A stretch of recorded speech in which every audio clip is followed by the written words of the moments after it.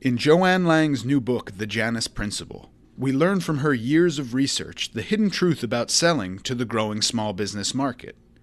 Joanne is interviewed by Bill Thomas, a business consultant in New York, who specializes in creating online communities for small businesses. Joanne, can you tell me why you wrote the Janus Principle? Janus Principle came about as a result of a request from our consulting clients that asked us to put down our marketing expertise and thoughts down into a book. You know, there's a lot of myths about what is a small business in the United States. How do you define small business? Small business can be defined by size and a couple other differentiators. In the U.S., we usually say less than 100 employees, but actually it's the average of 7 employees in the United States, and 62% of companies have 4 or less employees. The other differentiators are language. A small business person, when they're talking about their company, says, my company. They're internalizing it, versus a larger enterprise will say the company. And then in telephone answering, a small business person almost always answers their own phone because it's their lifeline. It affects their sales, their customer service, and their interface with their suppliers. Versus a large corporation, as you know, you often are shuffled off to a voicemail or an assistant. So why focus on small business? Small business is the backbone of our country. 52% of our GDP comes from small business. 3 out of 4 hires are small business. When retirement savings went by the wayside for many people, when people are laid off from their jobs or just get fed up, they open small businesses. And so small business is a growing part of our economy. It's fragmented and it's difficult to reach, but it's a worthwhile and viable sector to go after. Could you tell us what the 3 biggest misconceptions are about companies doing business with small business?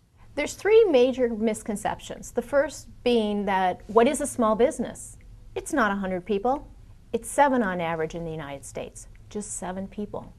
The second is time of day. When are those business buying decisions made? The business owner doesn't make those buying decisions during the day, rather it's after dinner, after hours when they have time to make a considered decision. And third is risk taking. It's enough risk for a small business person to go into business. In the managing of that business, they're very conservative. It's their money. How they spend it is done very carefully. Is there anything else we should know about selling to small business? Local recommendations are important. Big endorsers do not work. And so if you can get a recommendation of a colleague or a friend or someone that's in the local marketplace that has used the product before, that is a strong endorsement for the offering.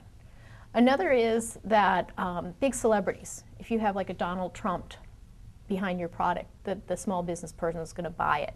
In fact, it's usually just the opposite. They want to hear about what the local experience is. Also, they want a product offering that's plug and play. They don't want a product that they have to reorganize their business, so they have to redo their business and how they do it. That puts their business down for a couple days. They want something that comes in and works immediately with their business. Not a lot of training. Right. Well, who in small business actually makes the decision about purchasing things for the business? It is usually the owner or president or someone who's trusted as an expert within the business. It may be a technology person who's buying a new piece of software, or the receptionist who uses the telephone system. The good news about a small business buyer or decision maker is that the hurdle is very low. You know who to go to, and so you have that access. The harder part of it is that you have to have that value proposition right. Why are you buying this? Are you going to save time or money? Those are the 2 most valuable assets of a small business person, time and money. So your value proposition, the benefits that your offering has, you're going to have to speak in their terms. What's the time savings? What's the money savings? Well, now I see why you wrote the book, but why did you call it the Janus Principle? It plays off the Roman god Janus. He's a 2-headed man that looks inward and outward. The outward look is looking at the marketplace, and the inward look is corporations saying, what are our prejudices? What are our capabilities? There's often too much of a focus on what the company wants rather than meeting the marketplace needs. In order to be successful to sell to a small business, you have to look at how to meet their needs, save them time, save them money. And that's why we call it the Janus Principle.